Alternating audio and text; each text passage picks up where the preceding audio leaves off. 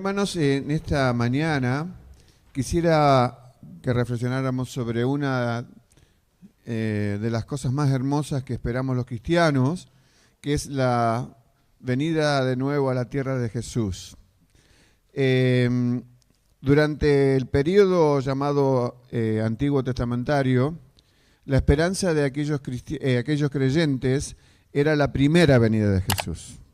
Pero Jesús ya vino, hizo la obra más bendita para toda la humanidad y aquellos que hemos creído hemos sido bendecidos con su salvación. Pero al creer en Cristo y por lo que la palabra manifiesta, tenemos una esperanza bendita. Esta es la manera con que Tito, un escritor bíblico, mejor dicho Pablo, que escribe a Tito, habla de esta bendita esperanza y la llama bienaventurada esperanza del retorno de Jesús. Los psicólogos modernos dicen que más allá de lo grave que es la inseguridad, la posibilidad de una tercera guerra mundial o de cualquiera de las cosas que nos aquejan, no se compara en su gravedad con la falta de esperanza. Quiere decir que la falta de esperanza es un mal terrible que lleva al hombre a un estado de postración. Por eso el título, ¿Cómo vivir frente a la esperanza bienaventurada de la segunda venida de Cristo? Quisiera decirles que en el principio del siglo XX, hace ya más o menos 100 años, en Argentina estaba de moda el tango. El tango es un producto de Sudamérica, entre Uruguay y Argentina. Y sobresalió un poeta llamado Enrique Santos Discépolo. Yo sé que los de mayor edad van a acordarse, los jóvenes, les estoy contando algo que pertenece a la prehistoria, el hombre cavernícola. Y este hombre había sido huérfano, está en la placa 2, había sido huérfano a los 5 años. Y bueno, tuvo la posibilidad de viajar a Europa luego de no solamente fue la Primera Guerra Mundial, sino que hubo otros acontecimientos bélicos. Y él quedó sumido en una total depresión y desesperanza. Y lo plasmó en las canciones que él componía. Y en la época que yo era adolescente o joven, en la radio era muy popular el tango. Y estas canciones se repetían. Fíjense, este hombre compuso un tango que se llama Tormenta. Dice, aullando entre relámpagos, dice él, perdido en la tormenta de mi noche interminable. Dios, él invoca a Dios, aunque no fue creyente. Busco tu nombre, no quiero que tu rayo me enceguezca, pero preciso luz para seguir. Menciono otro más, creo que está en la placa 2. Hablando del tango 1, dice, uno busca lleno de esperanzas el camino que los sueños prometieron a sus ansias.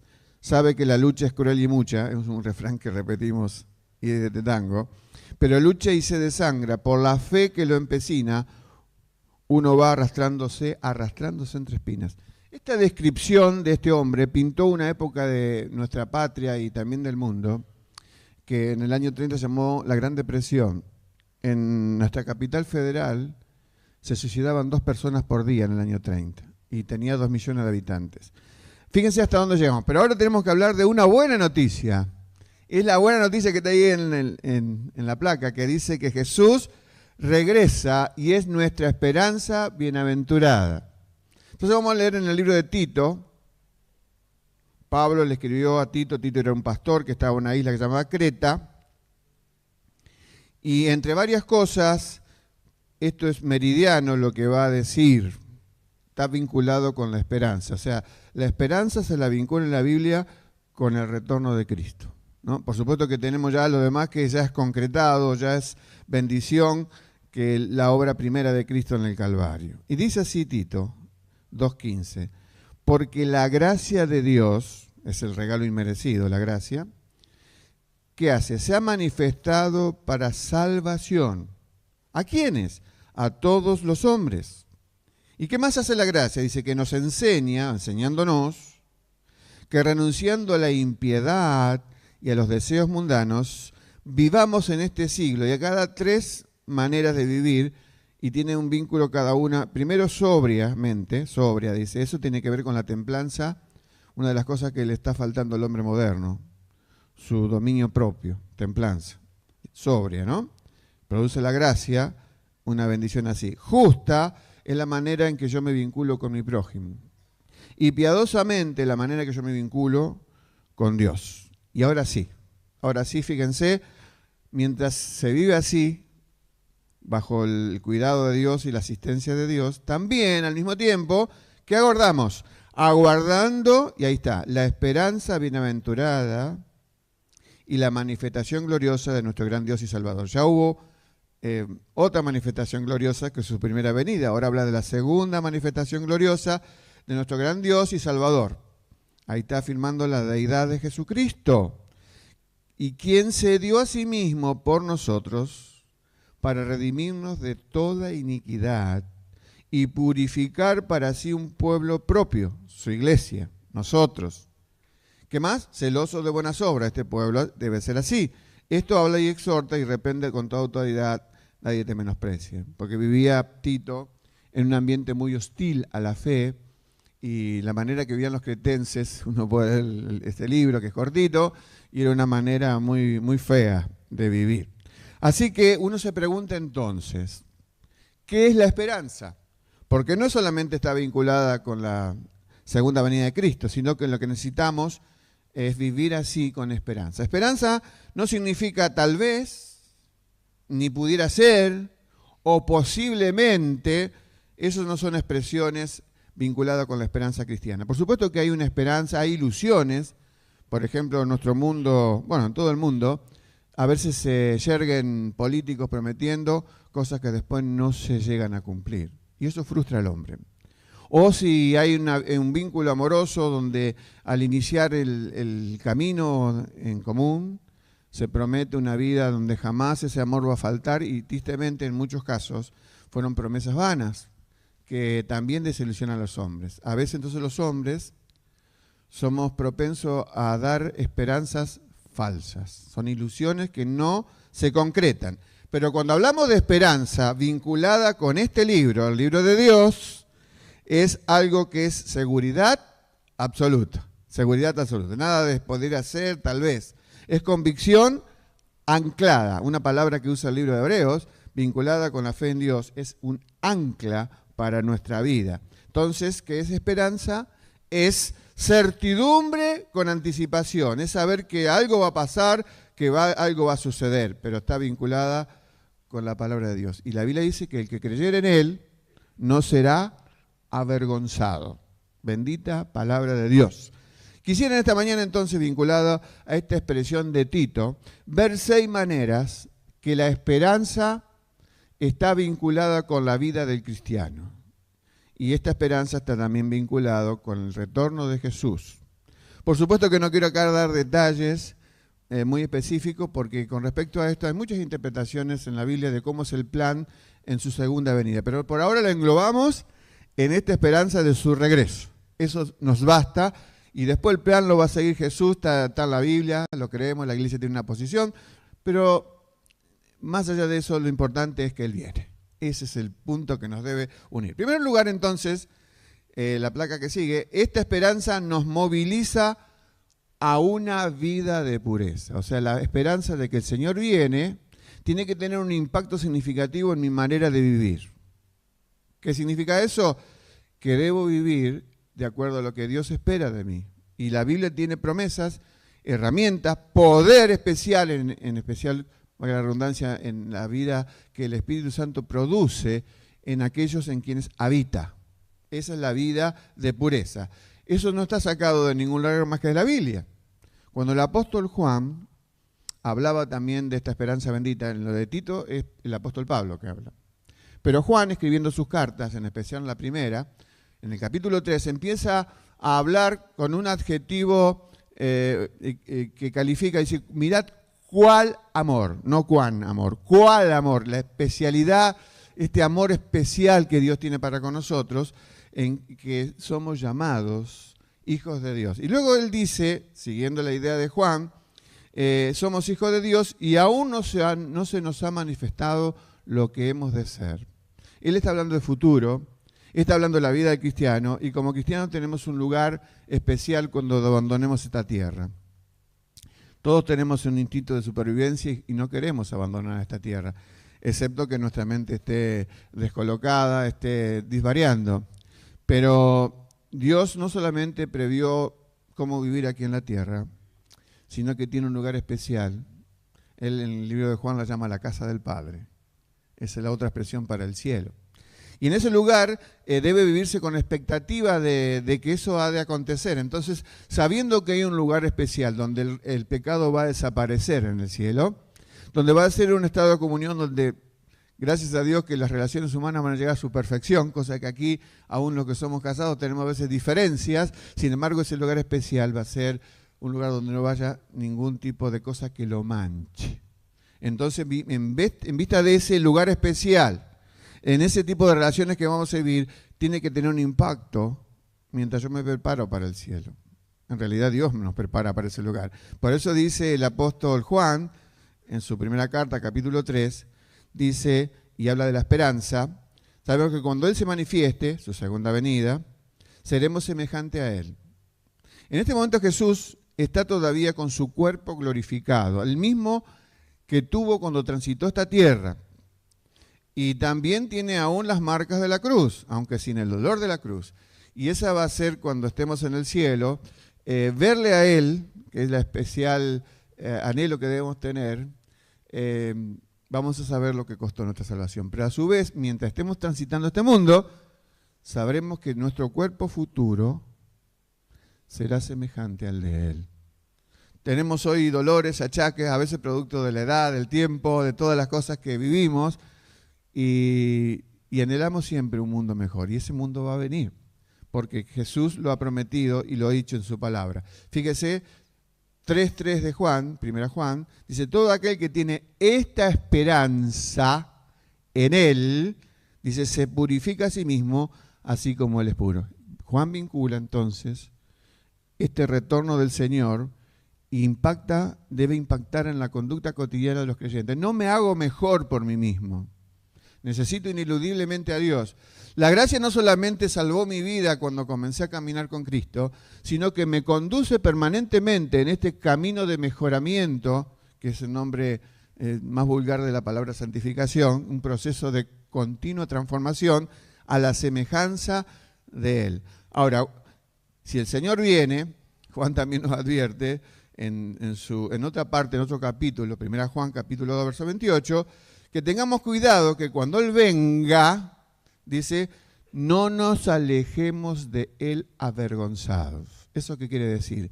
Que aún un hijo de Dios, siendo verdadero cristiano, si no vive de acuerdo a lo que planifica Dios para él en su palabra, y el Señor venga, cuando el Señor venga, no tengamos vergüenza de que Él esté con nosotros. Así que para algunos será la expresión de aleluya, de gloria al Señor, de que esto ocurra, y para otros será un momento de vergüenza que también Dios seguramente va a limpiar.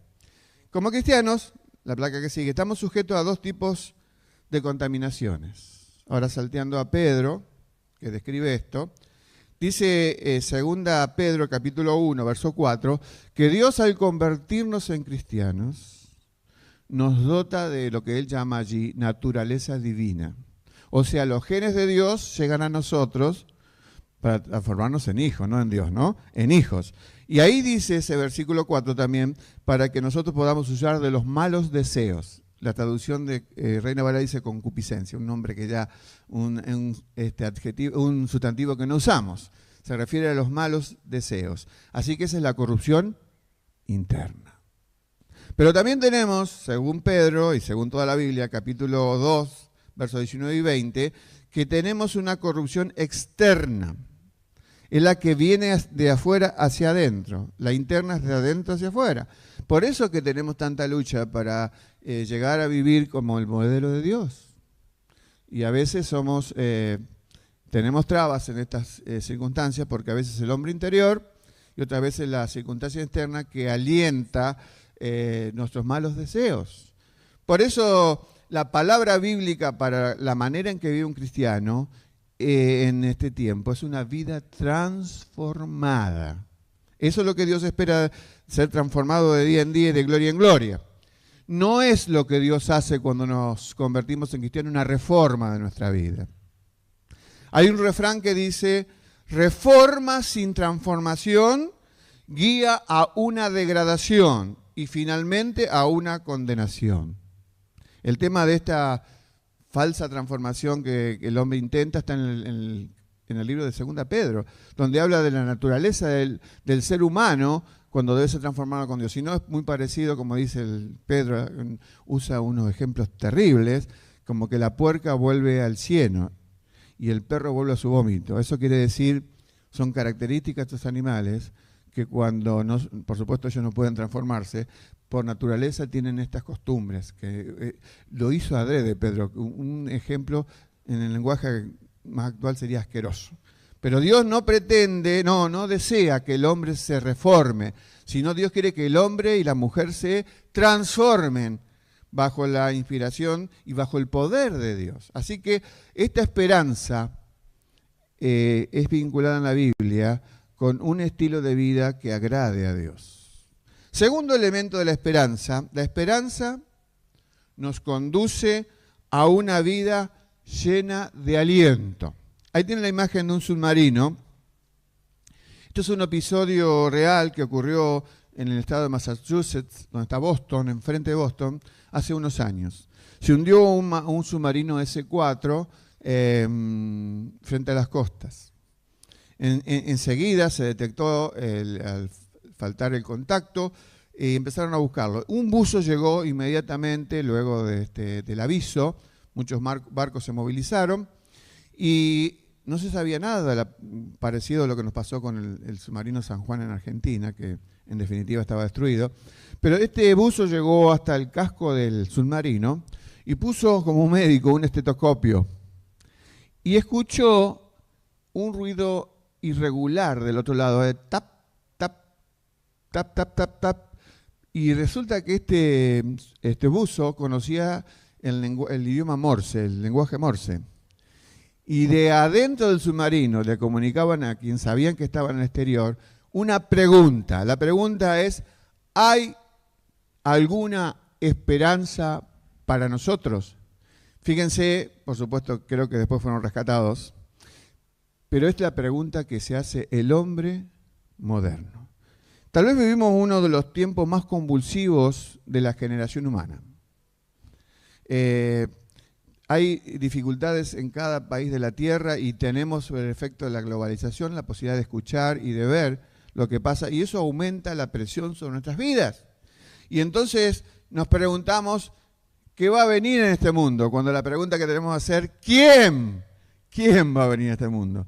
Porque las profecías de la Biblia indican que la manera en que el mundo va a vivir en los albores de la segunda venida de Cristo es muy parecido a lo que vivían los ciudadanos en la época de Lot y de Noé, ¿no? Ese famoso versículo de la Biblia que a veces no es muy bien entendido, desde donde comían, bebían, se daban en casamiento de una vida rutinaria. Uno dice, ¿qué tenía de mal?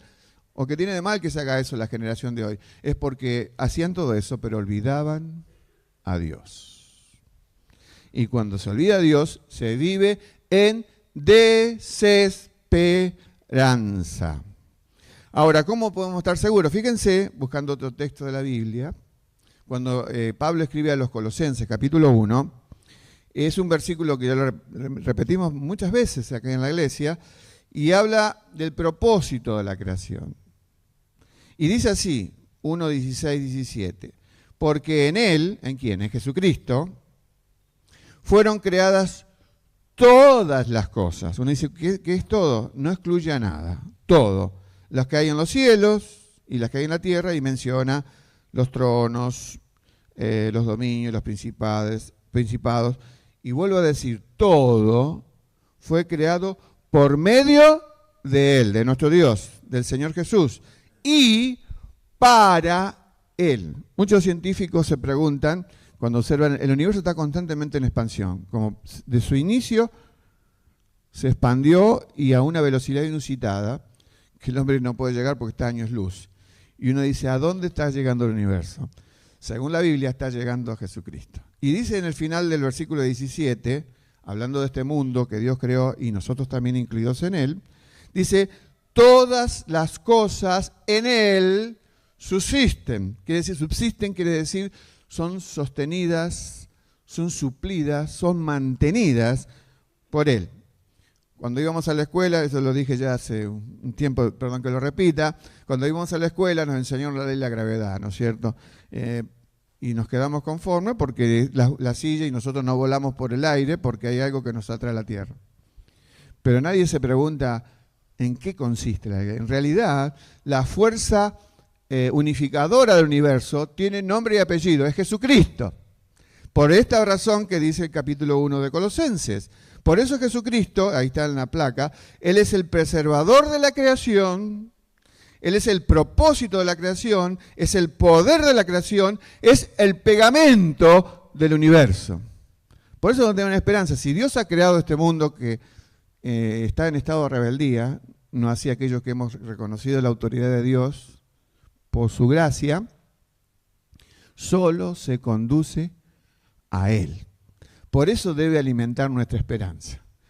Porque Dios no hizo este mundo en una manera caprichosa, sino que cada vez que el hombre va descubriendo el funcionamiento humano, cada vez descubre más cosas, o el micro y el macrocosmos, solamente tiene sentido por Él. Ahora uno se pregunta, y válida la pregunta, ¿por qué si es este propósito santo de Dios, que todo está hecho para Él, y se ha declarado rebelde, ¿por qué este mundo está tan desordenado? Hay 4 cosas muy sencillas que están allí con esa corona. ¿Por qué este mundo está desordenado, aunque Dios tiene la intención de intervenir en él, lo ha hecho, y está llamando tanta gente al arrepentimiento para que reconozca el valor de lo que Dios ha hecho por él? En primer lugar, porque el novio, que es Jesús, en la Biblia se enseña que Jesús es el novio de la iglesia, y la iglesia no es este edificio, somos las personas, acá somos un granito de lo mayúsculo que es la iglesia de Cristo, llamada en la Biblia la novia de Cristo. Pero quiero decirle que todavía no se ha consumado el casamiento. La Biblia llama a la unión mística y real y concreta que está en tiempo futuro, las bodas del Cordero. Estamos esperando ese día glorioso. Y por eso este mundo todavía no está en orden, porque la iglesia no está, la novia, no está con su novio celestial. Segundo, porque el criminal llamado Satanás, el arcángel caído, no está donde debe estar. ¿Dónde debe estar? En la prisión. Para tener una imagen más o menos con un ejemplo tonto, es como si estuviera en la comisaría, acá en Rosario, y tienes trasladado a la cárcel de Coronda o alguna de ellos, acá en Piñeiro, donde sea. Todavía tiene libertad para moverse porque Dios se lo permite. Dios no destruye a Satanás, lo derrota. Y es por eso que es un enemigo vencido y solamente tiene actuación siendo un emisario de Dios y su movimiento está solamente permitido por el propósito de Dios. Tercera razón por la cual este mundo no está en orden es porque el rey todavía no está en su trono. ¿Quién es el rey? Jesús. ¿Dónde está su trono? Se le prometió a María cuando le fue anunciado que sería madre, que ocuparía un trono especial, ¿no? Y el trono ese está en Jerusalén. Todavía el Señor no está en su trono. Por eso una parte del Padre Nuestro dice, venga tu reino. Si esa oración no tuviera sentido de cumplirse, ¿para qué el Señor lo puso en el Sermón del Monte cuando habló de la oración? Es porque esa oración tiene cumplimiento. Venga tu reino será cuando el Señor esté de regreso a esta tierra y gobernará en manera universal aquí en la tierra, trayendo un gobierno de paz que jamás el hombre siquiera soñó, pero lo va a establecer Él. Y cuarto lugar, las cosas no están en orden, porque el pueblo de la promesa, del antiguo pacto, Israel, tiene que estar en su tierra. Uno dice, pero si está en su tierra, sí está en su tierra, en 1948. Eso es una señal importantísima. Pero fue restaurado hasta hoy solo física y políticamente. Ese pueblo tiene que ser restaurado espiritualmente. Así que esa es la esperanza que tenemos, que el Señor nos alienta a tener esta vida esperando que esto se concrete. En tercer lugar, esta esperanza nos lleva, esto es enfocado a los cristianos, a una vida de unidad. Fíjense cómo se vincula la unidad de los creyentes y el cuidado de unos por otros, vinculado con la venida de Cristo. Eso lo dice 1 Tesalonicenses 3, 12 y 13. Y lo leo despacito. Es Pablo hablando a una iglesia que había fundado en corto tiempo, menos de un mes, y tuvo que irse. Y luego siguió colaborando en especial por cartas. Y en esta carta, esa enseñanza de la segunda venida de Cristo, Dios la establece para que en cada generación de cristianos, desde el momento que Jesús resucitó, cada generación de cristianos debe tener como esperanza real la venida de Cristo. Pero uno dice, pero no sabemos cuándo viene. Por supuesto, el Señor no ha manifestado, ni los ángeles del cielo saben su fecha. Por eso toda esta gente que durante años y años ha establecido el año 2000, el año 1900 y tanto, se equivoca, porque Dios nunca ha dejado en el cronograma una fecha exacta, para que los cristianos nos mantengamos en esperanza. Muchas veces no se predica la segunda venida de Cristo. En especial, hay una razón en el mundo latino, porque la teología de la prosperidad, aquello que dice que Cristo vino para hacerte rico, una locura, pero así se predica en algunos lugares, hace que sea inviable la predicación de la segunda venida de Cristo. ¿Por qué razón? Porque si estamos esperando un bienestar material supremo, no queremos que Cristo venga. Queremos disfrutar del yate, de las cosas materiales. Entonces la teología de la prosperidad está en contravención, por eso es falsa, entre muchas razones, porque contraviene a la esperanza bendita de la segunda venida de Cristo. Y esta esperanza unidad dice, y el Señor os haga, dice Pablo, 1 Tesalonicenses 3, 2 y 13, os haga crecer y abundar en que en amor, unos para con otros. Habla de la iglesia, de los creyentes, de nosotros, y para con todos. Como también lo hacemos nosotros para con vosotros, para que sean afirmados vuestros corazones, irreprensibles en santidad, delante de nuestro Padre. Y ahora dice, en la venida de nuestro Señor Jesucristo con todos sus santos. Así que aquí se vincula la segunda venida de Cristo, del Señor, con la santidad y el amor por todos los santos y entre todos los santos. Dios quiere y lo manifiesta que tengamos ferviente amor entre nosotros.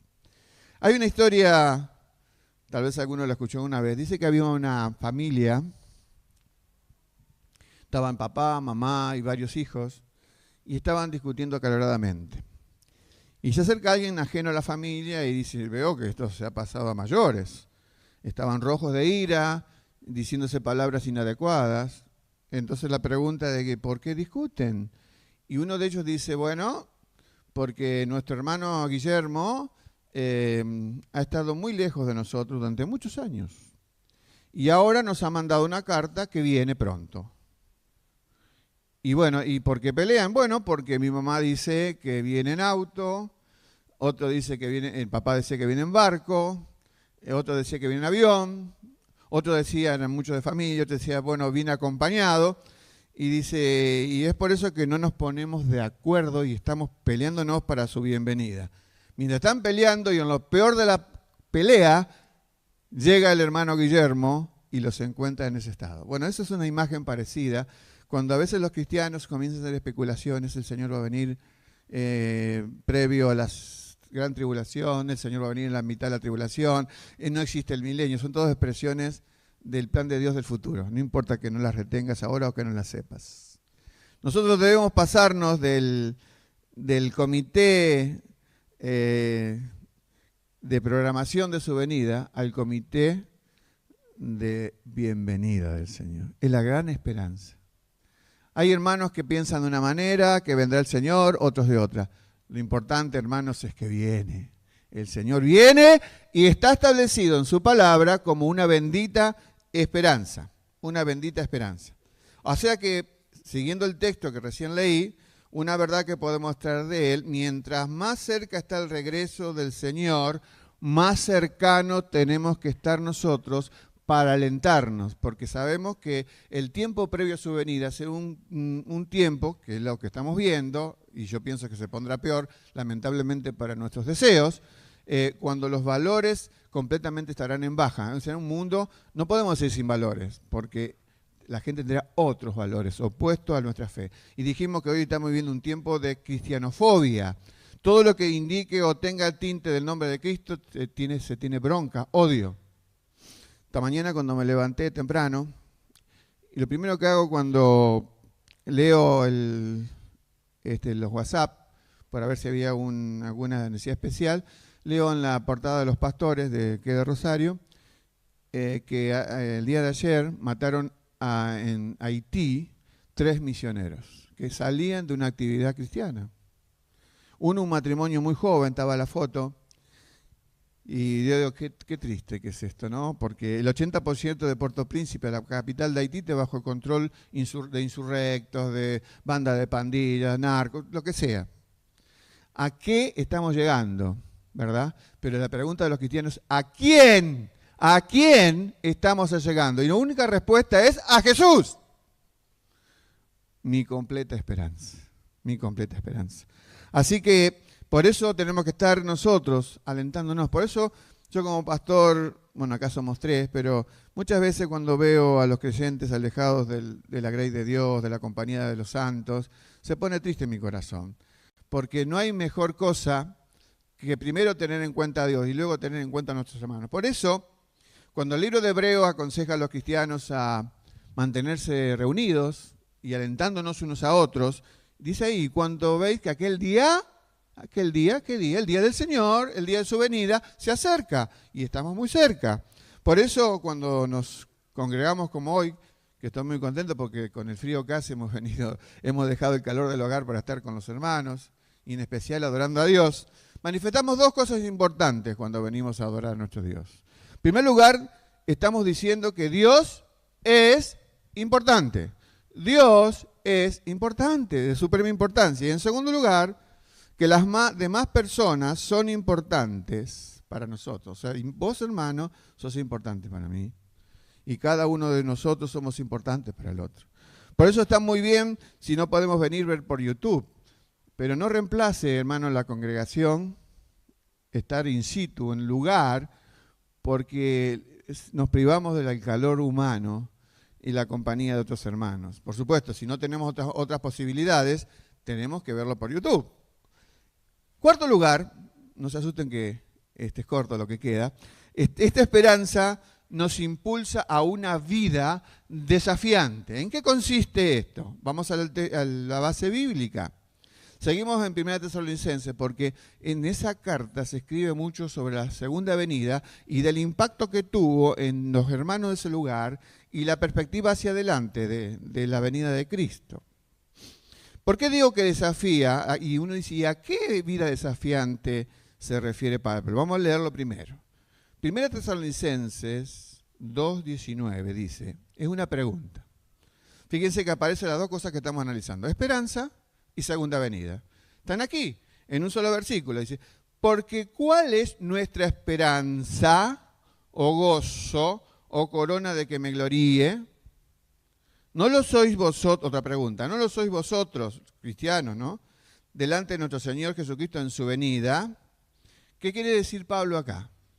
Pablo está diciendo, mi esperanza, mi gozo, mi corona, cuando el Señor venga, serán ustedes los creyentes que formaban parte de esa iglesia, la cual él había fundado, en un momento donde hubo grandes disturbios y violencia, pero sin embargo la fe fue sembrada y muchos llegaron a conocer la verdad. Hermanos, si nos preguntamos nosotros mismos, ¿cuál puede ser nuestra esperanza, nuestro gozo, nuestra corona? Es que Dios nos dé la posibilidad de compartir nuestra fe con el que necesita esta fe. Estamos en un tiempo de descuento. ¿Vieron cuando hay un partido que está en el minuto 90, lo que sigue es el descuento? Y el Señor viene pronto. Alguien dice, ya salió el Señor. Está con sus pasos acelerándose para llegar a nosotros. Quiero decirte una cosa muy importante. En el cielo tendremos las glorias del cielo, pero en el cielo no vamos a evangelizar, porque van a ser todos creyentes. El tiempo de evangelizar, de compartir nuestra fe, es ahora. Ahora es el tiempo. Y a veces debemos pensar en el destino eterno de otros que no tienen esta esperanza. No quiero Yo sé que a veces los pastores nos equivocamos porque cuando hablamos de algunos temas inducimos a la culpa a los creyentes. No quiero inducirles la culpa, hermano. Pero pensemos la bendita esperanza que si el Señor viene, ¿cuántos de aquellos que nos van a acompañar han sido objeto de que yo he compartido mi fe con ellos? No es eso para vanagloria, de ninguna manera, es para gozo que el Señor viene. Por eso leí esta frase mientras estudiaba esta semana, dice, el mundo no está esperando una nueva definición del Evangelio, sino primordialmente está esperando una nueva demostración del Evangelio. Si no hay una demostración práctica de aquellos que portamos el mensaje salvador, de una vida rendida a Cristo, el mensaje, si no es así, es contraproducente. ¿Por qué te voy a decir yo, Carlos? Gracias por decirme lo que me decís, pero primero aplicátelo a tu vida. Debemos vivir una vida que honra a Cristo, no sin defectos, los tenemos todos, pecados tenemos todos, pero esos pecados estén a cuenta con el Señor. Estemos a foja cero, con libre deuda. Por eso es el tiempo de ganar las almas ahora. Una vez que yo parta de este mundo, no tengo más posibilidad de obrar en favor de otros. Y yo tengo sobrinos, amigos muy íntimos, compañeros de secundaria, vecinos que todavía necesitan escuchar al Señor. Quinto, esta esperanza nos encamina a una vida estable. Fíjense cómo Santiago, que estudiamos hace poquito, que fue muy, muy bueno, en su capítulo 5, verso 8, vincula la venida del Señor con una fe estable. Vamos a leerlo. Dice, tengan, ¿no? Tened, dice, ¿no? Tengan también ustedes paciencia. ¿Cuánto nos falta de esto, no? Y ahora dice, y afirmen, ¿qué cosa? Vuestros corazones, la vida interior, no es el músculo que late, porque la venida del Señor se acerca. Así que Dios te pide, mientras el Señor está viniendo, tené firmeza, estabiliza tu corazón conforme al propósito de Dios. Por eso Dios debe ser nuestra prioridad. Y la necesidad de estar en nuestros cultos, no solamente en este, sino todo lo que hemos estado durante nuestras vidas, es de mucha bendición porque reenfoca nuestra vida. El mundo del ajetreo laboral, del lunes a sábado, muchas veces nos terminan desenfocando de nuestro propósito. Y cuando la palabra de Dios es oída, no la del pastor, somos simples portadores y mensajeros, nos enfoca en el sentido correcto. ¿Hacia dónde debo ir sin desviarme? Sexta y última, esta esperanza nos orienta a una vida de consuelo, una vida de consuelo. Quiero decirle en dos palabras, cuando se escribe Primera Tesalonicenses, nombre raro, una iglesia en Grecia, allí había calado hondo la promesa de que Jesús venía otra vez. Entonces algunos hermanos dijeron, ¿el Señor ya viene? Dejo mi trabajo y estoy con la expectativa y me dedico a las cosas del Señor. Y eso fue una decisión muy mala, porque nadie dijo, deja tu trabajo. Nosotros esperamos la venida del Señor y estamos trabajando como el Señor quiere. Entonces, como eso demoraba y generó problemas, era producto de la ignorancia de la palabra de Dios, que por supuesto no se le había enseñado todavía, por eso existe la carta esta. Y había que más, tristeza. ¿Por qué tristeza? Porque algunos de los que escucharon que el Señor venía habían muerto. Entonces su familiar decía, ¿y qué va a pasar con mi familiar que se fue antes que el Señor viniera? Pensando de que quedaba excluido. Y Pablo dice, no, son los primeros. Cuando el Señor regrese, quedarán los cementerios como tierra arada. Saldrán los creyentes en Cristo de las arenas del desierto, de las aguas del mar, de los lagos, de los ríos, porque el Señor viene y primeramente ellos son llamados por el Señor. Pero ellos no lo sabían, entonces vivían en desesperanza. Por eso dice que Pablo da una expresión sobre la llegada del Señor, dice, en un abrir y cerrar de ojos. Eso se llama pestañeo. ¿Sabe cuántas veces pestañeamos los seres humanos por día? 20.000 veces como mínimo. Quiere decir que en alguna de esas fracciones, esas 20.000 fracciones del pestañeo humano, el Señor vendrá. El Señor vendrá y a veces pensamos, yo a veces he pasado por momentos difíciles en la vida, como todos ustedes, y a veces anhelaba la venida del Señor y después me ponía a pensar, pero yo no lo estoy esperando al Señor con motivos puros y claros. yo quiero que me saque de mis problemas. No. Seguí viviendo como el Señor te pide y bajo su auxilio, que Él vendrá, y lo que debemos tener una buena motivación. El Señor viene y debo vivir como Él quiere. Por eso cuando Jesús, llegando al final de su trabajo ministerial, en el Evangelio de Juan, capítulo 14, sabiendo de que Él se iba, le cuenta a sus discípulos lo que venía. Y se pusieron, como dicen los chicos hoy, re mal. Pensaban que se iba toda la esperanza con Jesús y que jamás podrían volver a tenerla. Y el Señor dice que aquellas famosas palabras que habla de la casa del Padre, y dice, para que donde yo estoy, vosotros también estéis. Y ahí no sé si les volvió el alma al cuerpo, aunque después, creo que después de la cruz ellos concibieron la realidad de que Él viene. Y esa segunda venida del Señor, en la Biblia se llama arrebatamiento, y un nombre que los hombres le han puesto es rapto. Y ya para terminar vamos a ver cómo la Biblia describe este hecho glorioso. En 1 Tesalonicenses, capítulo 4, verso 16 al 18, dice esto. Utiliza 3 expresiones llenas de gran esperanza. Dice, porque el Señor mismo, escuchen muy bien ahora, primero, con voz de mando. Uno dice, ¿qué es esto voz de mando? Es que el Señor dirá a aquellos que vivimos en la tierra y oiremos en nuestro sentido espiritual, salgamos al ataque. ¿Por qué razón? Porque para llegar a estar con el Señor en el medio, la Biblia dice que ¿qué hay? Hay huestes espirituales de maldad en las regiones celestes, dice Efesios capítulo 6. En Efesios también dice príncipe de la potestad del aire. Hay un enemigo que ha constantemente acechado nuestras vidas, que tiene un lugar de posicionamiento en lo que llamaríamos el segundo cielo. El tercer cielo es donde Dios habita. Y el primer cielo es el cielo atmosférico. Pero en el medio de los dos, según dice la Biblia, que está en el príncipe de este mundo, y dice que el mundo entero está bajo el maligno, esa expresión de Juan.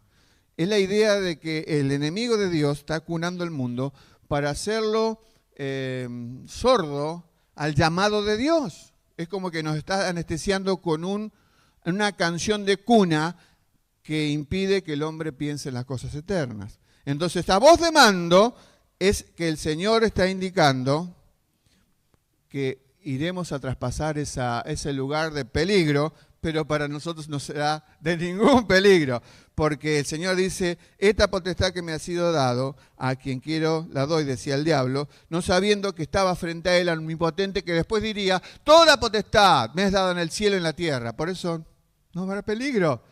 La voz del Señor es al ataque, por eso dice, es voz de mando. Pero dice un poco más la expresión de la Biblia, y dice con voz de arcángel. El principal arcángel antes de la caída se llamó Lucifer, que sigue teniendo, lamentablemente, la mala inteligencia y la belleza que tuvo desde su creación, pero hoy es un ser malvado. Dios no creó nada malo. Satanás generó su maldad internamente. Y hay otro arcángel, se llama Miguel, no es Gabriel, es Miguel, que la Biblia indica que está destinado a proteger al pueblo de Dios. Cuando uno lee esto y comenta esto, parece que esto fuera ciencia ficción. Hermanos, no, esto no es ciencia ficción. Esto se llama realidad bíblica y concreta esperanza de nuestro futuro cercano. El arcángel Miguel, por ejemplo, tuvo tareas muy especiales, lo dice el libro de Judas, cuando el enemigo de Dios, Satanás, quiso robarle el cuerpo de Moisés, vas a saber para qué objetivo, de una adoración falsa, pero Miguel intervino y retuvo el cuerpo de Moisés. Pero en esta vez, Miguel, el arcángel de Dios, va a actuar en defensa no de uno, de millones, de todos aquellos que esperamos la realidad del cielo. Esta es la esperanza.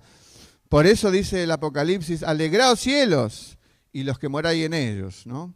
Y lo triste que será es que la vida seguirá en la tierra, y por eso dice el Apocalipsis también, ay de los moradores de la tierra y del mar. Pero el libro que seguimos la lectura, 1 Tesalonicenses, dice con voz de mando, con voz de arcángel y con trompeta de Dios. ¿Qué es esto de la trompeta de Dios que se va a tocar? Todos los acontecimientos especiales, festividades. Dios fue el creador de los feriados, además que ahora el hombre crea otro tipo de feriados. En especial, festividades de todo tipo, guerras y todos los hechos de gran importancia en el Antiguo Testamento con el Antiguo Pueblo de Dios fueron precedidas por la trompeta o el shofar o muchas otras maneras de acuerdo a qué tipo de celebración era. En esta oportunidad, que es la oportunidad gloriosa de esta venida del Señor, como dice la Biblia, le encontraremos a Él en el aire. Entonces iremos a su encuentro. El mundo no se va a dar cuenta, se va a dar cuenta que desaparecemos, pero estaremos allí con nuestro Señor. Y la trompeta lo precederá. Así que muertos en el mar, en el desierto, en la tierra, en los campos de batalla, en los cementerios, saldrán a encontrar a su Señor. No estarán ajenos a la realidad de esta tremenda esperanza, que como dijimos en el comienzo, esperanza es lo mismo que certeza. Certeza o certidumbre. No es lo que cantaba famoso Ramón Ortega, yo tengo fe que todo cambia. Eso es una fe simplemente terrena, no basada en ninguna cosa sólida. Este es el plan final de Dios. Habrá resurrección y cuerpos glorificados. ¿Vieron una cosa? Nosotros hemos sido testigos en los últimos 20, 30 años de varias guerras de menor o mayor intensidad. Cuando todo se prepara para ese escenario bélico, el país que está en guerra o que va a iniciar una guerra llama a los ciudadanos de ese país que están en el otro país con el que va a entrar en conflicto. ¿Cuál es la razón? Resguardarlos. Exactamente eso va a hacer el Señor. Los tiempos que se avecinan, según lo define la Biblia en el libro de Apocalipsis, serán cataclísmicos. Y Dios dice, traigo a mi pueblo a mi casa. ¿Sos del pueblo de Dios? Estás incluido en esta voz de mando, voz de arcángel y trompeta de Dios. Por eso es el momento de estar seguros si mi vínculo con el Señor es real. Todo aquel que no ha entregado su vida a Cristo, ha arreglado las cuentas con Dios, ha pedido perdón por sus pecados, si no lo ha hecho, no estará incluido en esto. Y eso es triste. Por eso Dios llama a un arrepentimiento, no por miedo, sino que el Señor con amor y con gracia te convoca a que te sumes. Ahora, mientras esto ocurre, ya la última placa, los cristianos tenemos que hablar, dice el libro de Efesios, que si Dios quiere dentro de un tiempo vamos a estudiar, dice el apóstol Pablo, hablad la verdad en amor, ¿no? Ahí está la verdad sin amor hiere, la verdad con amor sana. Por eso en las iglesias cristianas, en los cultos dominicales o cualquier culto, la enseñanza formal de la Escritura es 40 minutos, 50 minutos, algunos se pasan un poquito más, pero la Biblia da mucho valor a eso, pero también da valor a lo que es el diálogo entre nosotros los creyentes, para que esté siempre fundada en la palabra de Dios, ¿no? Por supuesto, no nos dedicamos solamente a eso, hablamos de fútbol, hablamos de las cuestiones de los niños, de los hijos, etc. Pero la enseñanza informal y la enseñanza mutua entre creyentes es de mucho valor, así como la palabra que se predica los domingos en los cultos. Por eso decía el autor de Hebreos, y con esto termino, dice, y considerémonos unos a otros, los cristianos, ¿para qué? Para estimularnos al amor y a las buenas obras, no dejando de congregarnos, como algunos tienen por costumbre, es una costumbre vieja parece, sino exhortándonos, y fíjense lo que termina diciendo, y tanto más, o hacerlo más seguido, cuando ven que aquel día se acerca. ¿Qué día? El de la venida del Señor. Así que esto es serio, hermanos, amigos, aquellos que queremos o hemos puesto nuestra confianza en el Señor, porque tiene un impacto tremendamente significativo en la manera en que vivimos, en la manera en que nos afirmamos, en la manera en que nos alentamos, todo lo que estuvimos viendo, ¿no? Porque ese día es muy cercano. Que no nos agarre, como dice Juan, que tengamos que huir de él avergonzados. No podemos huir, ¿no? Pero alejarnos, dice, de él avergonzados, sino rendirnos a sus pies, habiendo hecho las cosas como corresponde. Hermanos, si tienen que hacer una cosa para corregir la manera en que estás viviendo, hacela ahora. Aquellos que tienen que casarse, cásense ahora. Me refiero a aquellos que tienen matrimonios informales. Aquellos que no tienen vínculo con algún hermano o alguien a lo mejor con toda la razón del mundo, busquen reconciliarse. Porque si el Señor viene, ya no hay tiempo de hacerlo. Y es un pecado que no está confesado. Por supuesto el Señor lo va a perdonar, pero va a haber un gran dolor acá adentro en nuestras vidas. Hagámoslo, el Señor viene. Amén.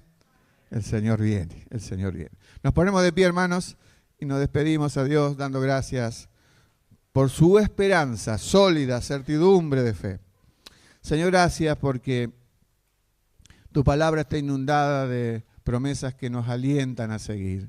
El mundo, Señor, nos quita la esperanza, nos hace vivir negativamente, pero cuando nos enfocamos en ti y en tus promesas, nuestra alma rebosa, se siente confortada, alentada a seguir.